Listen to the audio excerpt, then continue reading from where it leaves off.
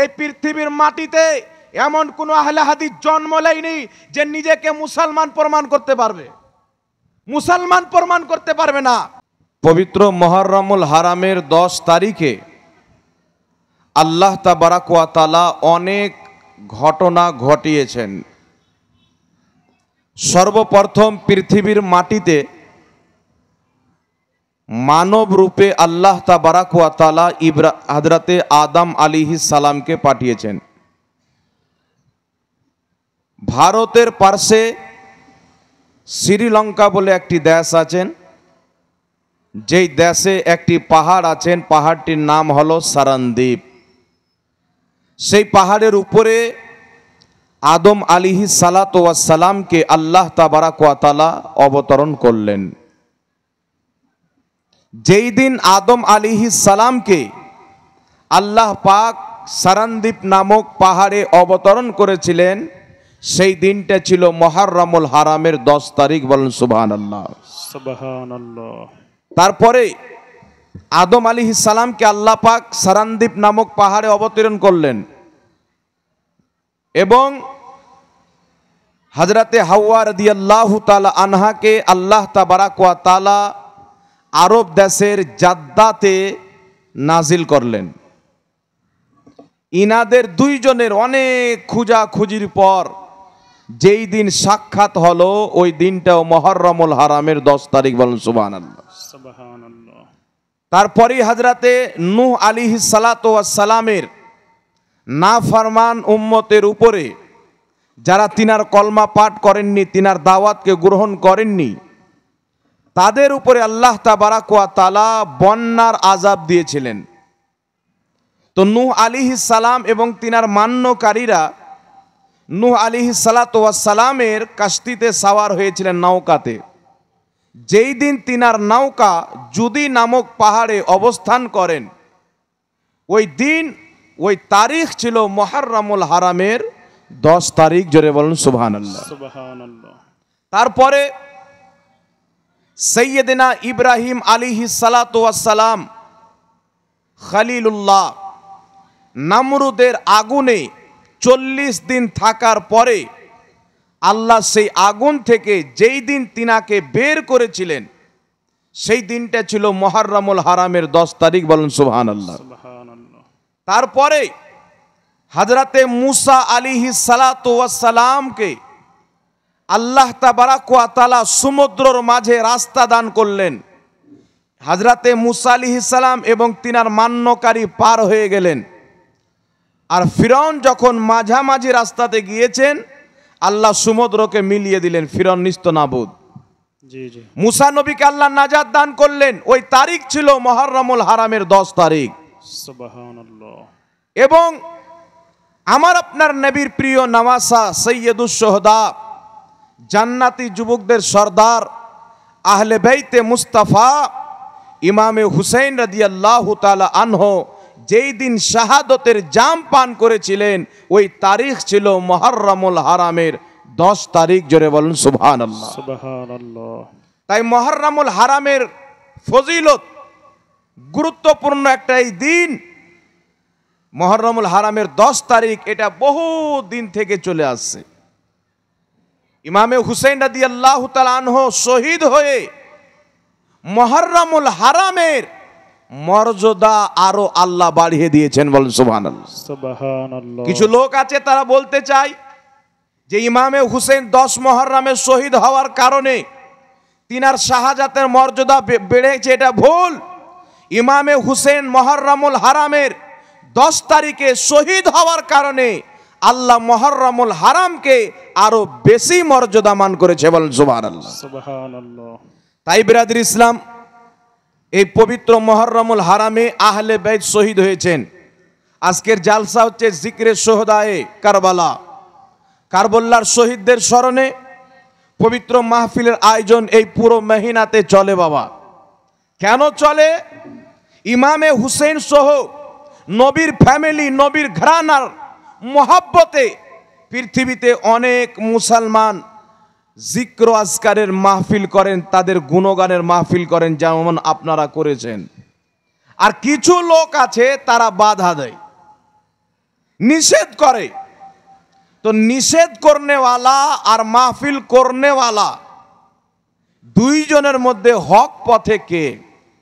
যারা করছে তাদেরও একটা কারণ রয়েছে, যারা নিষেধ করে তাদেরও কারণ রয়েছে। যারা আহলে বাইতের স্মরণে মাহফিল করেন তারা হলো সুন্নি জামাতের আহলে সুন্নাত ওয়াল জামাত, আর যারা নিষেধ করে তারা হচ্ছে ওয়াহাবি আহলে হাদিস নামের আহলে ইয়াহুদ। তারা মানুষকে নিষেধ করে অনেক ছলনা দিয়ে, অনেক কৌশল দিয়ে। কিন্তু ব্রাদার ইসলাম, নিষেধ করার কারণ কি? ইমামে হুসেনের গুণগান করা কি খারাপ কাজ? জি না। একটু জোরে বলতে হবে। ইমামে হুসেনের প্রশংসা করা কি খারাপ কাজ? নবী এবং আলে নবীর গুণগান করা কি খারাপ কাজ? নবী এবং আলে নবীর প্রশংসা আল্লাহর কোরআন করছেন, নবী মুস্তাফার অসংখ্য হাদিস করছে। জোরে বল সুবহানাল্লাহ। সুবহানাল্লাহ। তো যদি আহলে বাইতের প্রশংসা, আলে নবীর প্রশংসা, গুণগান যদি খারাপ কাজ হতো তাহলে কোরআন পাকে তিনাদের গুণগান আসতো না, হাদিস শরীফে তিনাদের গুণগান আসতো না। কোরআন এবং হাদিস শরীফকে যখন আমরা পাঠ করি স্পষ্টভাবে প্রমাণ হয় যে আহলে বাইতের গুণগান করাও ইবাদত, তাদের নাম নেওয়াও ইবাদত। জোরে বলেন সুবহানাল্লাহ। সুবহানাল্লাহ। এখন নিষেধ কেন করে? আমি খুঁজতে খুঁজতে যেটা পেয়েছি বাবা, এটাই হচ্ছে সত্য। আপনার আর আমার বাবার যদি ঝগড়া হয়, আপনার বাপ আমার বাপের যদি মারামারি হয়, গালাগালি হয়, ঝগড়া হয়, আর মুফতি আবু সুফিয়ান সাহেব যদি গিয়ে আমার বাপের পক্ষে কথা বলে, আপনি কষ্ট পাবেন। কথা বুঝে এসছে? আপনার আর আমার বাপের ঝগড়া হলো, দুইজনের বাবার।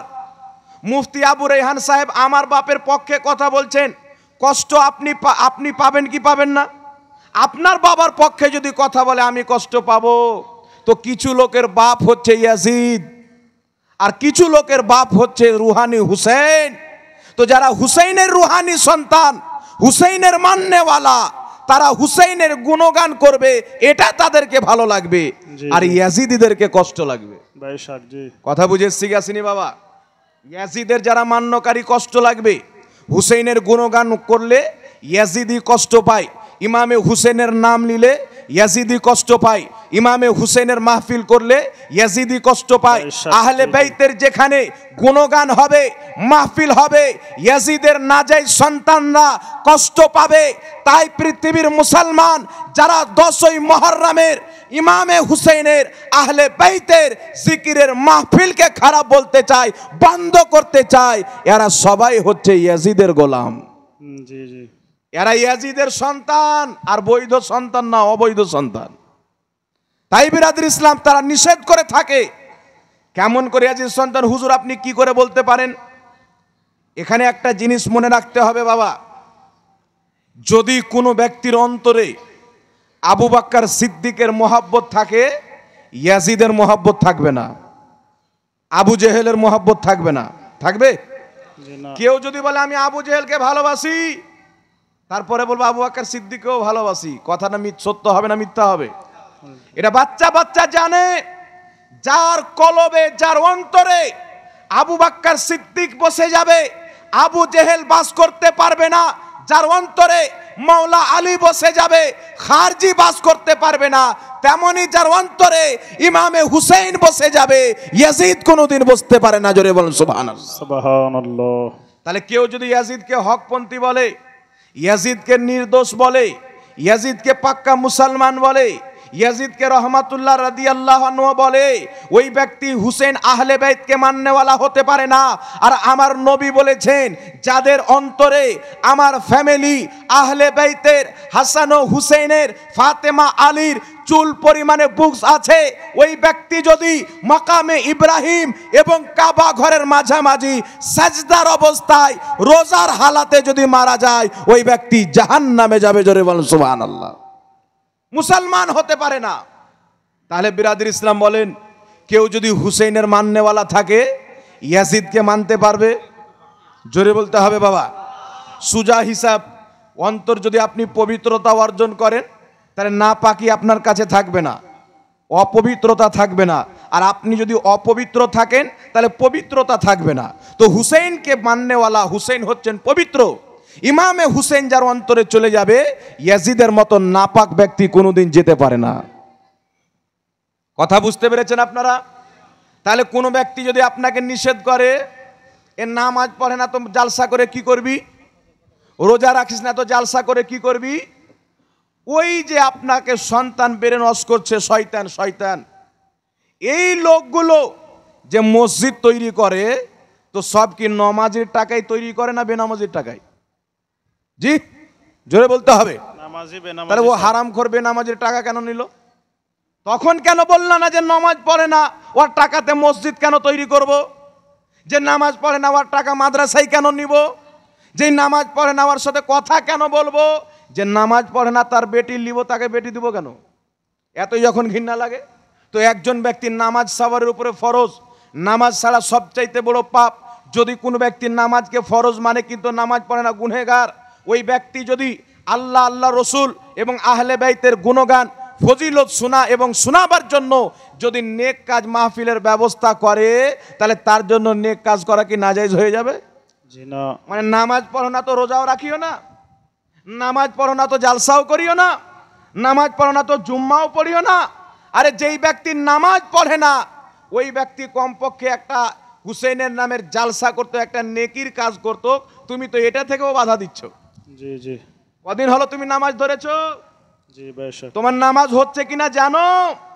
আরে যারা ওয়াহাবি মতের নিজেকে আহলে হাদিস বলে, তারা তো মুসলমানই না, তাদের জন্য নামাজ কি করে আছে? এখন শুনেন আপনাদের সম্মুখে ব্রাদার ইসলাম, একটা কথা স্পষ্ট করে বুঝে নেবেন। যারা নিজেকে আহলে হাদিস বলে, অ্যাকচুয়ালি তারা আহলে হাদিস নয়। এদেরকে তৈরি করেছে ইহুদি আমেরিকা। আমার মোবাইলে ভিডিও আছে, আমেরিকার পার্লামেন্টে কথা হচ্ছে, আমরা যে ওয়াহাবি মতবাদ, সালাফি মতবাদ তৈরি করেছি, আমাদের কাজ হচ্ছে কি হয় না, মুসলমানের দ্বন্দ্ব লাগছে কি লাগে না, মুসলমানরা অসন্তুষ্ট হচ্ছে কি হয় না, মুসলমানদের মধ্যে ফিতনা ছড়াচ্ছে কি ছড়ায় না, ফিতনা তৈরি করার জন্য এই দলকে তৈরি করা হয়েছে। তাই আপনাকে বুঝতে হবে, যদি এরা মুসলমান থাকতো, ইয়াজিদের গুণগান কোনোদিন করতো না। জি। বলছে ইয়াজিদ নির্দোষ ছিল, হুসেনের শাহাদতে ইয়াজিদের হাত ছিল না। আর একটা বাংলাদেশে একটা জোলহা মৌলবি বেরিয়েছে, গাঁজাখোর, কাজ্জাব বিন ইহুদি, নাম আপনারা শুনে হবেন। এ হারামখোর বলছে, একে জিজ্ঞাসা করা হলো যে ইয়াজিদের নামের পরে রাদিয়াল্লাহু আনহু ব্যবহার করা যাবে কিনা, তো বলছে অবশ্যই যাবে।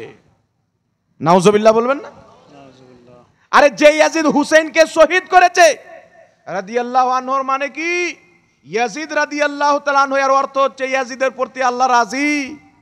আর যে নবীর নওয়াসা হুসেনকে শহীদ করেছে, ছোট্ট শিশু আলী আসগারকে শহীদ করেছে, হাজারো মুসলমানকে শহীদ করে মুসলিম শাহজাদিদেরকে বেপরদা করেছে, মসজিদে নববী শরীফে 3 দিন পর্যন্ত ঘোড়া বেঁধে রেখে পেশাব পায়খানা করিয়েছে, আজান হইতে দেয়নি, নামাজ হতে দেয়নি। যেই ইয়াজিদ মদিনার মহিলাদেরকে নিজের বাহিনীদের জন্য 3 দিন পর্যন্ত হালাল করে দিয়েছিল, যেই ইয়াজিদ জুয়া খেলতো, যেই ইয়াজিদ নামাজকে ছেড়ে দিত, যেই ইয়াজিদ শরাব পান করত, ওই ইয়াজিদকে রাদিয়াল্লাহু তাআলা আনহু বললে এদের পেটে ব্যথা হয় না। আর আপনি যদি আব্দুল কাদের জিলানীকে রাদিয়াল্লাহু আনহু বলে দেন, এদের পেটে ব্যথা হয়ে যায়। জি জি জি। তো যেই ব্যক্তি বলে ইয়াজিদের প্রতি আল্লাহ রাজি আছে, ওই ব্যক্তি কোনোদিন মুসলমান হতে পারে, ইমানদার হতে পারে? আপনাকে আমাকে চিন্তা করতে হবে। আহলে হাদিসের নামাজ দেখে ভুললে হবে না। কারণ যেই ব্যক্তির আকীদা নবীর ওসিলা নেওয়া শিরিক, ও কোনোদিন মুসলমান হতে পারে না। কারণ নবী নিজেই নিজের পূর্বের নবীগণের ওসিলা দিয়ে দোয়া করেছেন। যেই ব্যক্তি বলবে আদম আলাইহিস সালাম শিরিক করেছেন, ওই ব্যক্তি কোনোদিন মুসলমান হতে পারে। এখন আপনাদেরকে বলি, হুজুর কেন মুসলমান না? আপনাদেরকে বলি শুনেন, ইমাম কাজী আয়াজ রাহমাতুল্লাহ আলাইহি নিজের কিতাব শেফা শরীফের মধ্যে লিখেছেন, ইমাম মুল্লা আলী কারি রাহমাতুল্লাহ আলাইহি শারহুস শেফার মধ্যে লিপিবদ্ধ করেছেন। কি লিখেছেন? তিনারা বলছেন সমস্ত উম্মতের ইজমাই ফাতোয়া হলো, ঐক্যমত হলো, যদি কোনো ব্যক্তি নবীর গুস্তাখি করে, নবীর বেয়াদবি করে, ছোট হোক আর বড় হোক, নবীর বেয়াদবি করনেওয়ালা সঙ্গে সঙ্গে কাফির হয়ে যায়। বেশক জি জি যদি কোনো ব্যক্তি এমন কথা বলল যেটা নবীর শানের বিরোধী, নবীর শানকে খাটো করে, নবী পাককে অপমান করে, এটা হচ্ছে নবীর গুস্তাখি। নবীর গুস্তাখি করনেওয়ালা কাফির, এতে কওরির কোনো মতভেদ নাই। আল্লাহর কোরআন তাকে কাফির বলেছেন, নবীর হাদিস তাকে কাফির বলেছেন। ইসলামের আকীদা হলো আল আম্বিয়াও মাসুমুন, প্রত্যেক নবী মাসুম, তাদের দ্বারা দিয়ে কোনো গুনাহ হতে পারে না। যদি কোনো ব্যক্তি বলে নবীগণ গুনাহ করেছেন, এটা নবীগণের তাওহীন করা হলো, তাদেরকে অপমান করা হলো। আর এই রকম আকীদা রাখনেওয়ালা ব্যক্তি মুসলমান নয়, কাফির হয়ে যায়। জোরে বলেন সুবহানাল্লাহ। এখন শুনেন, কেউ যদি বলে যে আদম আলাইহিস সালাম ইনি নবী ছিল না, ঈমান থাকবে? একটু জোরে বলতে হবে। কেউ যদি বলে আদম আলাইহিস সালাম গুনাহ করেছেন, ঈমান থাকবে? জি না। এখন আপনাদের সম্মুখে দলিল দিচ্ছি, শুনেন। রেফারেন্স যদি কেউ ভুল করে দেখাতে পারে 5 লক্ষ টাকা পুরস্কার দেওয়া হবে। আহলে হাদিস দলের প্রতিষ্ঠাতা মুহাম্মদ বিন আব্দুল ওয়াহাব নজদি, সমস্ত আহলে হাদিস মৌলভী যাকে কি বলে মানে মুজাদ্দিদ, ইমাম বলে, ইমাম মুজাদ্দিদ মুহাম্মদ বিন আব্দুল ওয়াহাব নজদি, মানে আহলে হাদিস দলের মুজাদ্দিদ, তাদের ইমাম মুহাম্মদ বিন আব্দুল ওয়াহাব নজদি নিজের কিতাবুত তাওহীদের মধ্যে লিখছেন যে আদম আলাইহিস সালাম সে ভি শিরক ফিল ইতাআত হুই, মানে আদম আলাইহিস সালামও শিরকে লিপ্ত হয়েছে। জোরে বলেন নাউজুবিল্লাহ। আস্তাগফিরুল্লাহ। আর একটু জোরে বলতে হবে নাউজুবিল্লাহ। নাউজুবিল্লাহ। ও যে আদম নবী শিরক করেছেন, এখানে মুফতি সাহেব আছে, জিজ্ঞাসা করেন, যে কোনো মুফতিকে জিজ্ঞাসা করবেন, যদি কোনো ব্যক্তি শিরক করে নবী থাকতে পারে না, ওলি থাকতে পারে না, মুসলমান থাকতে পারে না, ঈমান থাকতে পারে না। শিরককারী কাফির চাইতেও খারাপ, বেনামাজির চাইতে খারাপ, জিনাকারীর চাইতে খারাপ, জুয়ারির চাইতে খারাপ। আর এই ওয়াহাবিদের ইমাম লিখেছে আদম আলাইহিস সালাম সবচাইতে নিকৃষ্ট কাজ শিরক করেছেন। তো আদম নবীর উপরে যারা শিরকের ফতোয়া দিয়েছে, মুহাম্মদ বিন আব্দুল ওয়াহাব নজদি উম্মতের সকলের ফতোয়া অনুযায়ী কাফির এবং মুরতাদ হয়েছে। তার কুফরিতে সন্দেহ করনেওয়ালা তারাও কাফির হয়েছে। বলেন সুবহানাল্লাহ। কথা বুঝে এসছে বাবা? যে শিরিক করবে ও নবী থাকবে না। আর আহলে হাদিসদের গুরু লিখছে কি আদম নবী শিরিক করেছেন, তাহলে এদের নিকটে আদম নবী নবী নাই, অমুসলিম। আদম নবী জাহান্নামী, কারণ শিরিক করলে জাহান্নামে। তাহলে এই জাতির ঈমান আছে। তাহলে যেই ব্যক্তি আদম নবীকে মুশরিক বলেছে মুহাম্মদ বিন আব্দুল ওয়াহাব নজদি, সে তো কাফির হয়েছে। একে ইমাম মেনে, একে নিজের মুজাদ্দিদ মেনে, দুনিয়াতে যত কাটমুনসি আছে নিজের আগে নামে শাইখ লাগিয়ে, এর যারা নাজাইজ দিনকে প্রচার করে, মুহাম্মদ বিন আব্দুল ওয়াহাব নজদির মতকে প্রচার করে, পৃথিবীতে কোনো ইমাম, কোন মুহাদ্দিস এই ফতোয়া দেয়নি যে নবীর মাজার জিয়ারত করতে যাওয়া যাবে না। একমাত্র মুহাম্মদ বিন আব্দুল ওয়াহাব নজদি ফতোয়া দিয়েছেন। ইমাম বুখারীর আকীদা নবীর মাজার জিয়ারত করতে যাও, ইমাম মুসলিমের আকীদা নবীর মাজার জিয়ারত করতে যাও, সারা পৃথিবীর আকীদা নবীর মাজার জিয়ারত করতে যাও। কিন্তু ওয়াহাবি সবারই আকীদাকে বাদ দিয়ে মুহাম্মদ বিন আব্দুল ওয়াহাব নজদির দালালি করতে গিয়ে তার আকীদা প্রচার করে বলছে নবীর মাজার জিয়ারত করতে যাওয়া যাবে না। আস্তাগফিরুল্লাহ। জোরে হবে না নাউজুবিল্লাহ? নাউজুবিল্লাহ। তাহলে বলেন তো বাবা, এরা আমাদেরকে বলে যে সুন্নিরা শিরিক করে, তো আমাদেরকে বলবে না ওর বাপ তো আদম নবীকে মুশরিক বলে রেখেছে। তাহলে যেই ব্যক্তি আদম নবীকে মুশরিক বলল ওই ব্যক্তি কাফির। আর মান শাক্কা ফি কুফরিহি ওয়া আযাবিহি ফাকাদ কাফার। এই রকম কাফিরের কাফির হওয়াতে যারা সন্দেহ করবে তারাও কাফির হবে। সুতরাং আহলে হাদিস দল এটা মুসলমানদের দল নয়, এটা কাফির এবং মুরতাদদের দল। এদের দল থেকে নিজের ঈমানকে যারা বাঁচিয়ে নিবে তারাই হবে জান্নাতি। বলেন সুবহানাল্লাহ। এখন মানুষ, সাধারণ লোককে, আমাদের ছেলেপিলিকে ইমামে হুসেনের নামে জালসা করবে, করিও না। কিন্তু আমাদের ছেলেপিলে তো জানে না যে আমরা হুসেইনি, এরা ইয়াজিদি। আর ইয়াজিদি কোনদিন চাই না হুসেইনের জালসা হোক। আর নবী বলছেন যে যাকে ভালোবাসবে জান্নাতে তার সাথে থাকবে, তার হাসর তার সাথে হবে। যারা হুসেইনের নামের জালসা সাজিয়েছেন, কিয়ামতের ময়দানে হুসাইনের সাথে থাকবে, যারা বাধা দিয়েছে তারা ইয়াজিদের সাথে থাকবে। ইয়াজিদ জাহান্নামে, তারাও জাহান্নামে, হুসাইন জান্নাতি, আমরাও জান্নাতি। বেশক, জি জি, সুবহানাল্লাহ। বেশক জান্নাতি নয়, আল হাসান ওয়াল হুসাইন সাইয়্যিদা শাবাবি আহলিল জান্নাহ।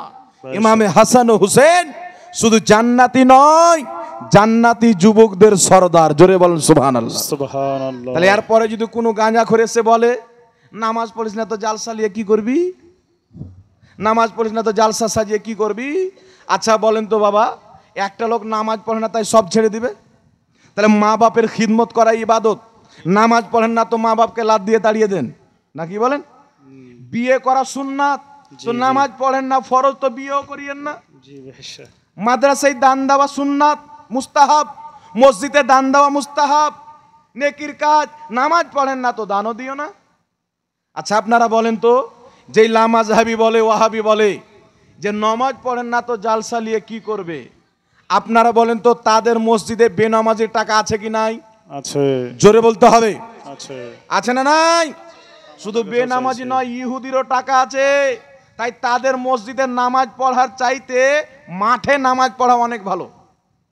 এদের মসজিদের নামাজ পড়া হারাম, এদের পিছে নামাজ পড়া হারাম, কারণ এরা মুসলমান নয়। এরা মুসলমানের মধ্যে দ্বন্দ্ব তৈরি করার জন্য জন্মগ্রহণ করেছে।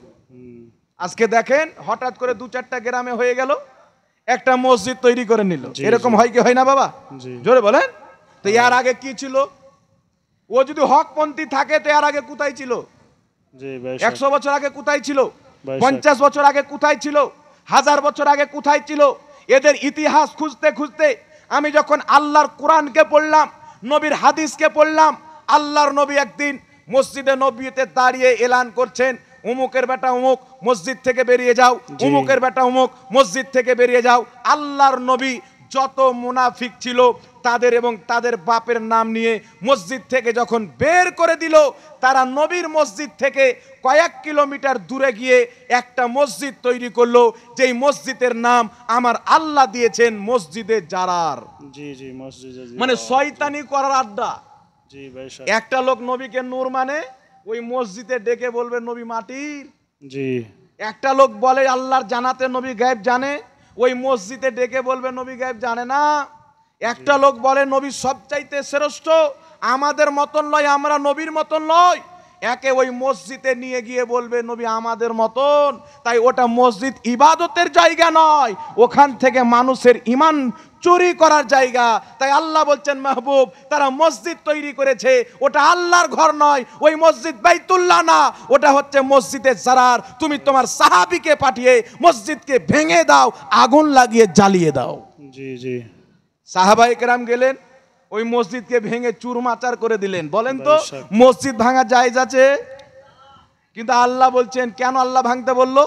আল্লাহ বলছেন তারা মুসলমানের মধ্যে বিভেদ তৈরি করার জন্য মসজিদ বানিয়েছে। জি জি। আর যেই মসজিদ মুসলমানের মধ্যে বিভেদ তৈরি করার জন্য বানানো হয়, ওই মসজিদকে আমার আল্লাহ কুরআন পাক সূরাতুল আরাফে ভাঙার হুকুম দিয়েছেন। যেই মসজিদ আল্লাহ ভাঙতে বলেছেন, ওই মসজিদে মুসলমানদের নামাজ হতে পারে? একটু জোরে বলতে হবে। আর একটা কথা বলেন, এইরকম কোন জালিমকে দেখেছেন? যেই জালিম মানুষকে মারার জন্য পিপাসা রাখবে, খেতে দিবে না। ইমামে হুসেন সহ আহলে বাইতে মুস্তাফাকে 3 দিন পর্যন্ত পিপাসা রেখেছিলেন, ক্ষিধার্ত অবস্থা রেখেছিলেন। আহলে বাইত কারা আগে শুনেন, এটা আগে আপনাকে বুঝতে হবে। আমার নবীর ফ্যামিলিকে, আমার নবীর খানদানকে আহলে বাইত বলা হয়।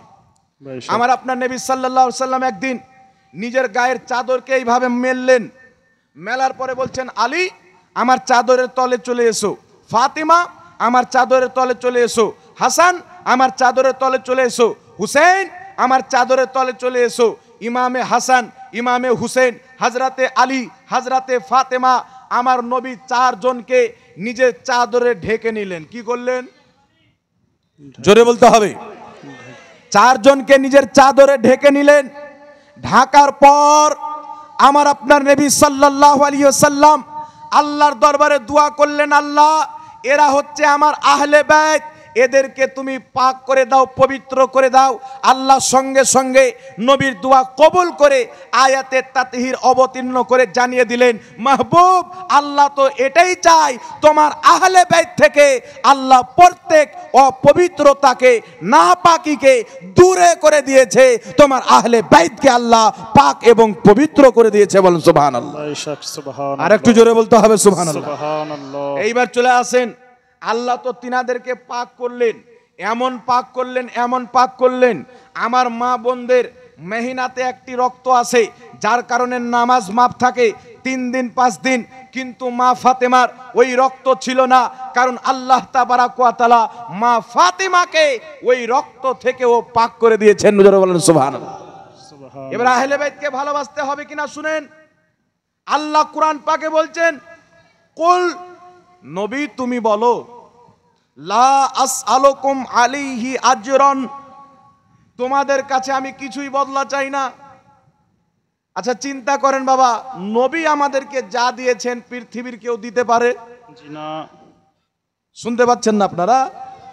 আমাদের নবী আমাদেরকে যা দিয়েছেন পৃথিবীর কেউ দিতে পারে? সবাই হাত তুলে বলেন তো, দিতে পারে? আল্লাহ বলছেন, মাহবুব তুমি বলো আমি কিছু বদলা চাই না, এত কিছু আমি দিয়েছি, নামাজ দিয়েছি, রোজা দিয়েছি, হজ দিয়েছি, যাকাত দিয়েছি, কোরআন দিয়েছি, এক আল্লাহর তাওহীদ পেয়েছো, আমি নবীর দরবার থেকে পেয়েছো। নামাজ পেয়েছো, নবীর দরবার থেকে পেয়েছো। এমন কি যে আল্লাহ পাক বলেছেন, লাউলা কাল্লামা খালাকতুল আফলাক লাউলা কাল্লামা খালাকতুল আরদ। আল্লাহ বলছেন আমার নবীকে সৃষ্টি না করলে জমিন আসমান কিছু সৃষ্টি করতাম না। সুবহানাল্লাহ। ইমাম ইবনে আসাকির রাহমাতুল্লাহ আলাইহি নিজের কিতাব তারিখের মধ্যে, নিজের তারিখের কিতাবের মধ্যে মারফু সূত্রে হাদিস লিখেছেন। হাদিসটি সনদ সহ বর্ণিত। নবী পাক সাল্লাল্লাহু আলাইহি সাল্লাম বলছেন, আতানিয়া জিবরিল, জিবরিল আমার নিকটে হাজির হলো, তারপরে বলল, ইয়া রাসূলুল্লাহ আল্লাহ যদি আপনাকে সৃষ্টি না করতেন দুনিয়া কি সৃষ্টি করতেন না। একটু জোরে হবে না সুবহানাল্লাহ? সুবহানাল্লাহ। কিছু মার্কেটে আবু জেহেল মৌলবি বেরিয়েছে, এরা বলতে চায় হাদিসটি জাল। আমার দিকে লক্ষ্য করেন বাবা, আমার দিকে ধ্যান না রাখলে কিন্তু বলতে ভালো লাগবে না। কিছু মার্কেটে দাড়িওয়ালা আবু জেহেল বেরিয়েছে, মানে ইবলিস তো অনেক আছে, দাড়ি আছে কি নাই জানি না, আগুনের তৈরি, কিন্তু টুপিওয়ালা, দাড়িওয়ালা, ঘুমটাওয়ালা ইবলিস বেরিয়েছে। এরা বলতে চায় নবীকে সৃষ্টি না করলে আল্লাহ কিছু সৃষ্টি করতো না, হাদিসটি জাল, আকীদাটি জাল। কিন্তু ইমাম সানআনী বলছেন নবীকে সৃষ্টি না করলে কিছু সৃষ্টি করা হতো না, এই আকীদাটি সঠিক আকীদা, সহিহ আকীদা। জোরে বলুন সুবহানাল্লাহ। ইমাম মোল্লা আলী কারি রাহমাতুল্লাহ আলাইহি শারহুস সিফার মধ্যে লিখছেন, নবীকে সৃষ্টি না করলে কিছু সৃষ্টি করা হতো না, ওয়া হুয়া সহিহ, এটা হচ্ছে সহিহ। ইমাম আজলুনী রাহমাতুল্লাহ আলাইহি কাশফুল খাফার মধ্যে লিখছেন, নবীকে সৃষ্টি না করলে কিছুই সৃষ্টি করা হতো না, ওয়া হুয়া সহিহ, এটা হচ্ছে সহিহ আকীদা। জোরে বলুন সুবহানাল্লাহ। সুবহানাল্লাহ। ইমামগণ বলছেন সহিহ আকীদা, আর মোল্লাকে নবীর শান হজম হয় না বলছে হাদিস জাল। বেটা তুই না মানলে জাল হয়ে যাবে শরীয়ত তোমার বাপের। মুহাদ্দিস বলেছেন আকীদাটা সঠিক, তোমার মতন কোটি কোটি মৌলবি যদি বেঠিক বলে বেঠিক হবে না, মুহাদ্দিসিন যেটাকে ঠিক বলেছেন আমরা সেটাকে ঠিক মানবো। জোরে বলুন সুবহানাল্লাহ। সুবহানাল্লাহ। কথা বুঝে এসছে কি আসেনি বাবা? তাহলে যেই নবীকে সৃষ্টি না করলে আদম আলাইহিস সালামকে সৃষ্টি করা হতো না, ইব্রাহিম আলাইহিস সালাম, না কোনো নবী আসতেন, না কোনো ফেরেশতা, না জমিন ও আসমান, জান্নাত ও জাহান্নাম কিছুই আল্লাহ সৃষ্টি করতেন না। কিন্তু সুবহানাল্লাহ, নবীর দরবার থেকে নামাজ পাচ্ছি, রোজা পাচ্ছি, হজ পাচ্ছি, যাকাত পাচ্ছি, ঈমান পাচ্ছি, আকীদা পাচ্ছি, সিদ্দিক পাচ্ছি, উমর পাচ্ছি, ফারুক পাচ্ছি, হাসান ও হুসাইনকে পাচ্ছি। ওই নবী বলছেন আমি এত কিছু দিয়েছি, এর বদলা আমি কিছুই চাই না। জোরে বলুন সুবহানাল্লাহ। সুবহানাল্লাহ। আল্লাহ বলছেন নবী তুমি বলে দাও, হারামের সেহানে আমি সাজদাতে ছিলাম, কাফির মুশরিকরা আমার পিঠের উপরে উজড়ি চাপিয়েছিল, আমি কষ্ট পেয়েছি, আমি নবী ওই কষ্টের বদলা কিছুই চাই না। আল্লাহ বলছেন মাহবুব তুমি বলো, যুদ্ধের ময়দানে আমার দান্নানে মুবারককে শহীদ করা হয়েছে, এই কষ্টের বদলা আমি কিছু চাই না। আল্লাহ বলছেন মাহবুব তুমি বলো, তয়েফের মাটিতে দ্বীনের দাওয়াত দেওয়ার জন্য আমাকে পাথর মেরে আঘাত করা হয়েছে, আমার শরীর থেকে রক্ত বের করা হয়েছে, আমি এর বদলা চাই না। আল্লাহ বলছেন মাহবুব বলো, কিছুই চাই না ইল্লাল মাওয়াদ্দাতা ফিল কুরবা, কিন্তু আমার আহলে বাইতের মুহাব্বত চাই। জোরে বল সুবহানাল্লাহ। সুবহানাল্লাহ। নবী কিছুই চাই না, আল্লাহ বলছেন বদলা লিও না, কিন্তু তোমার আহলে বাইতের মুহাব্বতকে চাও। কেন চাও?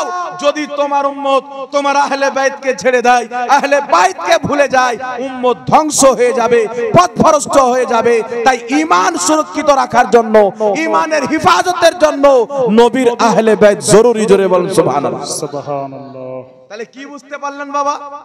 এটা কোনো কিস্সা কাহিনী নয়, আল্লাহর কুরআন। আর এই আয়াত কোনো ওয়াহাবি মৌলবি বলবে না, এইগুলো আহলে বাইতের শানে আল্লাহ যে বয়ান করেছেন, এই আয়াত শুনতে পাবেন না। কারণ এই আয়াত যদি পড়েন আহলে বাইতের শান বুঝতে পারবেন। বাপ ইয়াজিদ কষ্ট পাবে, আর সন্তান চাই না যে আমার বাপ কষ্ট পায়। কথা বুঝে এসছে কি আসে না বাবা? একটু আমার দিকে লক্ষ্য করে শুনেন, আল্লাহ কি বললেন মাহবুব বলো, লা আসআলুকুম আলাইহি আজরান, তোমাদের কাছে কিছু বদলা চাই না, ইল্লাল মাওয়াদ্দাতা ফিল কুরবা, কিন্তু আমার আহলে বাইতের মহব্বত চাই। তাহলে আহলে বাইতের মহব্বত দিতে হবে কিনা? জোরে বলতে হবে। তো আহলে বাইতের মহব্বত কি ইয়াজিদের গুণগান করা, ইয়াজিদকে ঠিক বলা, ইয়াজিদের উপরে আল্লাহর লানাত, ইয়াজিদের উপরে রাসূলুল্লাহর লানাত, ইয়াজিদের উপরে আহলে বাইতের লানাত, ইয়াজিদের উপরে সাহাবার লানাত। যারা ইয়াজিদকে নিজের বাবা বানিয়েছে, ওই ওয়াহাবি লা মাযহাবের উপরে সারা পৃথিবীর লানাত। জোরে বলুন সুবহানাল্লাহ। এইবার শুনেন আমার নবী কি বলেছেন। রাসূল করিম সাল্লাল্লাহু আলাইহি ওয়াসাল্লাম বলছেন, আল্লাহ আমি হাসান ও হুসাইনকে ভালোবাসি, তুমিও ভালোবাসো। লক্ষ্য করে শুনবেন, এই গ্রামের মানুষ, গ্রামের নাম তো আমি জানি না, শুনেন, কামার পাড়ার লোক শুনেন, যারা আপনারা অর্থ দিয়ে বুদ্ধি দিয়ে এই মাহফিল সাজিয়েছেন ইমামে হুসেনের মুহাব্বতে, আমার নবী আপনাদেরকে কি তোহফা 1450 বছর পূর্বে দিয়েছেন। রাসূল বলছেন, আল্লাহ আমি হাসান ও হুসাইনকে ভালোবাসি, তুমিও ভালোবাসো। আল্লাহ যারা এদেরকে ভালোবাসবে কিয়ামত পর্যন্ত, তুমি তাদেরকেও ভালোবাসো। আমি ভালোবাসি হাসান ও হুসাইনকে, আল্লাহ তুমিও ভালোবাসো। কিয়ামত পর্যন্ত যারা ভালোবাসবে, তুমি তাদেরকেও ভালোবাসো। যারা 10ই মুহররমে, মুহররমুল হারামের মাসে ইমামে হুসাইনের মহব্বতে, হাসানের মহব্বতে কারবালাকে স্মরণ করে তিনার মাহফিল সাজাবে, জিক্র আজকারের মাহফিল করবে, তাদেরকে আমার আল্লাহ ভালোবাসবে। এই সার্টিফিকেট আমার নবী মুস্তাফা দিয়েছেন। জোরে বল সুবহানাল্লাহ। নারে তাকবীর, নারে রিসালাত, दीन इस्लाम, उलामाए अहले सुन्नत, मसलके आला हजरत फैजाने इमाम हुसैन, जिक्रे शहीद करबला, नारे तकबीर, नारे रिसालत। এদেরকে বলবেন ইয়াজিদ যদি সঠিক থাকে নিজের সন্তানের নাম ইয়াজিদ রাখো। জি জি জি, আমরা আমাদের সন্তানের নাম হুসাইন রাখবো। বেশক জি, বহুত খুব। আজ পর্যন্ত কোন ওয়াহাবি নিজের বাপের নাম ইয়াজিদ রাখেনি, সন্তানের নাম ইয়াজিদ রাখেনি। জি, এরাও জানে যে আমাদের আব্বা ইয়াজিদ কত হারামখোর ছিল, কিন্তু আজ কিয়ামত পর্যন্ত আমার চ্যালেঞ্জ, মুসলমান হুসেন নাম রাখতে কোনো দ্বিধাবোধ করবে না, কারণ তারা জানে হুসেন নামটা দুনিয়াতে তৈরি হয়নি, আমার আল্লাহ জান্নাত থেকে পাঠিয়েছে। বলুন সুবহানাল্লাহ। হুসেন জান্নাতি, তার নামও জান্নাতি। হুসেন জান্নাতি, তার নামও জান্নাতি। হুসেন জান্নাতি, তার কামও জান্নাতি। হুসেন জান্নাতি, হুসেনকে मोहब्बत करने वाला मुसलमान জান্নাতি। बेशक जी जी, हक बात है, माशाअल्लाह, बहुत। তাই ব্রাদার ইসলাম, এই যে কানে ফুসকুটি দিচ্ছে না, শয়তান এখন শুয়ে আছে। শয়তানকে কেউ জিজ্ঞাসা করেন শুয়ে কেন আছিস, তোর কাম তো মানুষকে গোমরাহ করা। বলো আমার অনেক সন্তান হয়ে গেছে, আব্দুর রাজ্জাক বিন ইউসুফ, বিমল দাসের বেটা জলঙ্গির তিরঙ্গা দাস, অনেক নাজের সন্তান ছেড়ে দিয়েছি, ওরা কাজ করছে, আমি আরাম করছি। বুঝতে পেরেছেন? হুসেনের নামে জালসা হলে চুলকানি, ওই বেটাকে 5000 টাকা দিয়ে পায়খানার নামে জালসা দেন, জায়েজ বানিয়ে দেবেন। ওই বেটাকে জালসায় ডাকেন, 20000 টাকা দিব, আর বাথরুমের উন্নতি গল্পে জালসা দেন, বেটা এসে জালসা করে যাবে, নোট নোট। কিন্তু হুসেনের নামে জ্বালা, কারণ হুসেনের মাহফিল হলে তো ইয়াজিদ গালি খাবে, হুসেনের মাহফিল হলে তো ইয়াজিদ কষ্ট পাবে, আর ইয়াজিদ কষ্ট পেলে তার আজন্মা বেটাও তো কষ্ট পাবে। তাই এদের কোনো কথা শুনবে না। এই যুবক ভাই, আমাদের সমাজের ছেলে শুনো, সব সময় বুক ফুলিয়ে চলবে। কোন লামাযহাবী হোক, কোন ওয়াহাবী হোক, তাকে চ্যালেঞ্জ দিয়ে কথা বলবে। হিম্মত যদি থাকে এই গ্রামে বসো, রাফায়দান করব কি করব না মুসলমানদের বিষয়, পরের বিষয়। নবীর নূরের তৈরি না মাটির তৈরি মুসলমানদের বিষয়। ইমামে হুসেনের জালসা হবে কি হবে না মুসলমান চিন্তা করবে। ওয়াহাবী আগে তোমরা নিজেকে মুসলমান প্রমাণ করো, তারপরে নামাজ নিয়ে বাহাস। তোমার তো ঈমান নাই বেটা, নামাজ নিয়ে কি করবে? তুই নবীর নাম চুমলে কেনে তোর বাপের নাম চুমবো? আমার নবীর নাম আমি চুমবো, তোমার বাপের কি হলো? বলছে বিদাত, তুই দাঁত নিয়ে থাক। আল্লাহ চাই না যে তুই আমার নবীর নামকে চুম, কারণ তোর মুখ দিয়ে ইয়াজিদের গন্ধ বের হয়, আর ইয়াজিদের মুখে নবীর নাম চুমুন দিবে আমার আল্লাহ চাই না। তাই শয়তানকে দিয়ে এদের ব্রেনে গোবর ভরা হয়েছে যে নবীর নাম চুমুন দেওয়া বিদাত, আর আমাদের মুখ দিয়ে হুসেইনি গন্ধ বের হবে। জোরে বলেন সুবহানাল্লাহ। আমাদের মুখে আল্লাহ চাই যে তোমরা চুমুন দাও।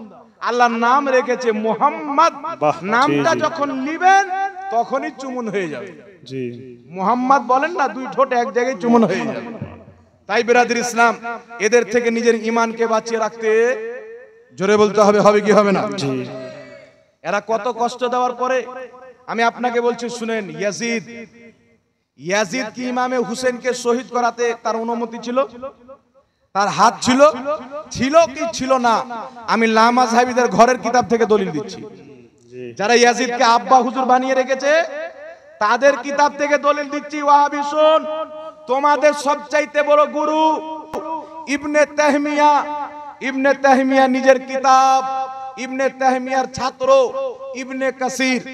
ওয়াহাবীদের গুরু ইবনে তাহমিয়া, ইবনে তাহমিয়ার ছাত্র ইবনে কাসির নিজের কিতাব আল বিদায়া ওয়ান নিহার মধ্যে লিখেছে, ইয়াজিদের সামনে যখন নবীর নাওয়াসা, জান্নাতি বাগিচার ফুল, ফাতিমার কলিজার টুকরা, উনার ধড় থেকে যখন মুস্তককে আলাদা করে মাথাকে ছুটিয়ে নিয়ে ইয়াজিদের দরবারে গিয়ে ফেলে দিল, ইয়াজিদ লাঠি নিয়ে ইমামে হুসেনের মুখে লাঠিতে বাড়ি মেরে বলেছিল যে আমাদের পূর্বপুরুষ যাদেরকে মুহাম্মদ রাসূলুল্লাহ বদরের যুদ্ধতে কতল করেছে, আজকে হুসেনকে কতল করে আমরা তার বদলা নিলাম। বলেন নাউযুবিল্লাহ।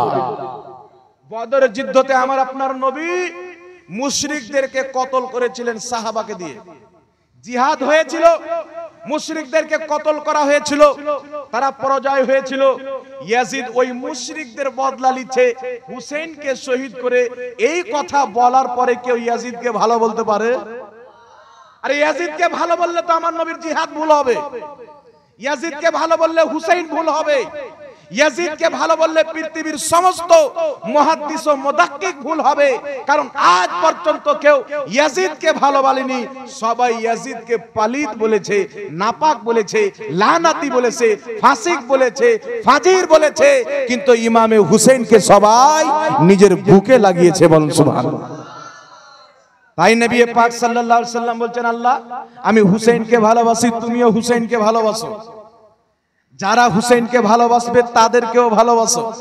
আমরা ইমামে হুসেনকে ভালোবাসি, তাই মাহফিল করেছি, তিনার গুণগান করি, ইমামে হুসেনের দুশমন ইয়াজিদের বিরুদ্ধে কথা বলি, তার উপরে লানাত পাঠাই, কারণ হুসেনকে মোহাব্বত করি। আর নবী বলছেন, আল্লাহ যারা হুসেনকে মোহাব্বত করবে তুমি তাদেরকে মোহাব্বত করো, যারা হুসেনের জালসাকে সাপোর্ট করবে আল্লাহ তাদেরকে ভালোবাসবে, যারা বিরোধিতা করবে আল্লাহ তাদেরকে ভালোবাসতে পারে না।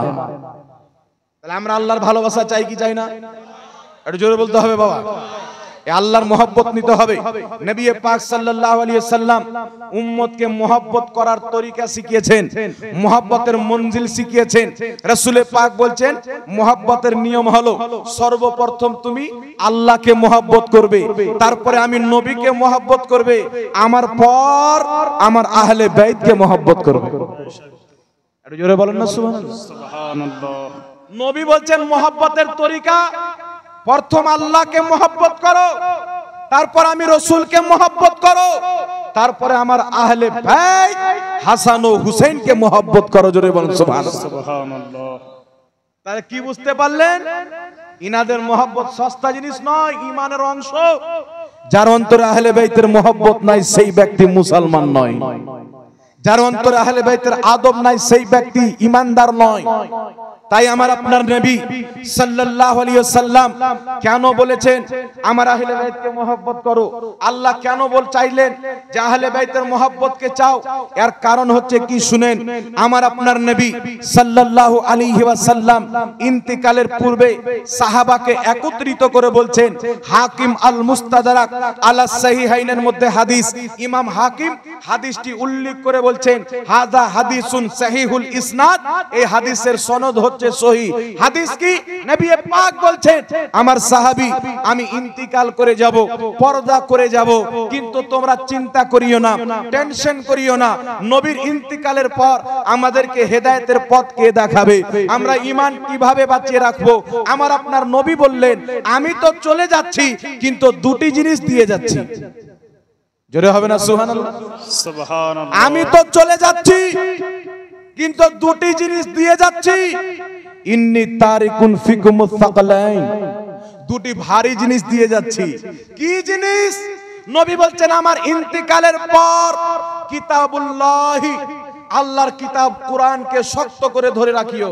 ওয়া ইতরাতি আহলে বাইতি, আমার আহলে বাইতকে শক্ত করে ধরে রাখিও। যাদের অন্তরে কোরআন এবং আহলে বাইতের মহব্বত থাকবে তারা কোনোদিন পথভ্রষ্ট হবে না। জোরে বলতে হবে সুবহানাল্লাহ।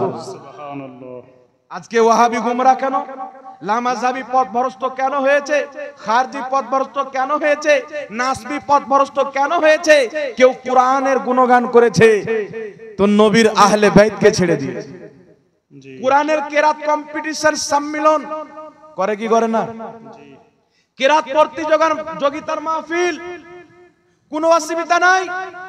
কোরআন আল কোরআন কনফারেন্স, কোনো অসুবিধা নাই। আল কোরআন একাডেমি, কোনো সমস্যা নাই, জালসা হচ্ছে। ইলমুল কোরআনের জালসা হচ্ছে, কেরাত প্রতিযোগিতার জালসা হচ্ছে। আর নবী তো কোরআন আর আহলে বাইতের কথা বলেছিলেন, কিন্তু ওয়াহাবি শুধু কোরআনকে নিয়ে জালসা করলো, আহলে বাইতের জালসাকে বিদআত বলে দিল। কিন্তু আলহামদুলিল্লাহ নবী মুস্তাফার ফরমানের উপরে সুন্নি মুসলমান আজ পর্যন্ত অটল ভাবে দাঁড়িয়ে আছেন। সুন্নিরা কোরআনেরও জালসা করে, আহলে বাইতেরও জালসা করে, কারণ আমাদের এক হাতে আল্লাহর কোরআন আছে, দ্বিতীয় হাতে নবীর হাদিস আছে, আহলে বাইতের দামান আছে। বলুন বেশক। জি জি সুবহানাল্লাহ, মাশাআল্লাহ, বহুত খুব। কোরআনের নামের জালসা খুব ভালো, আর ইমামে হুসেনের নামের জালসা করলে ব্যথা হয়ে গেল। কিন্তু নবী আমার বলেছিলেন কি? কোরআন এবং আহলে বাইত। তাহলে একটা নিল, একটা ছাড়লো, পথভ্রষ্ট হলো। কিন্তু আমরা দুটো কি নিয়েছি? বলুন সুবহানাল্লাহ। সুবহানাল্লাহ। কোরআনের আজমতের জালসা করো, কোনো অসুবিধা নাই। আহলে বাইতের জালসা করো, কোনো অসুবিধা নাই। আহলে বাইতকে বাদ দিয়ে কোরআনকে ধরবে, পথভ্রষ্ট হয়ে যাবে, এটা আমার নবীর ফরমান। আহলে বাইতকে ধরে কোরআনকে বাদ দিবে, পথভ্রষ্ট হবে, নবীর ফরমান। না কোরআন ছাড়তে হবে, না আহলে বাইতের দামান ছাড়তে হবে। দুটো কি যারা ধরে থাকবে তারা সুন্নি মুসলমান, তারাই হলো নাজাত প্রাপ্ত দল। জোরে বলুন সুবহানাল্লাহ। সুবহানাল্লাহ।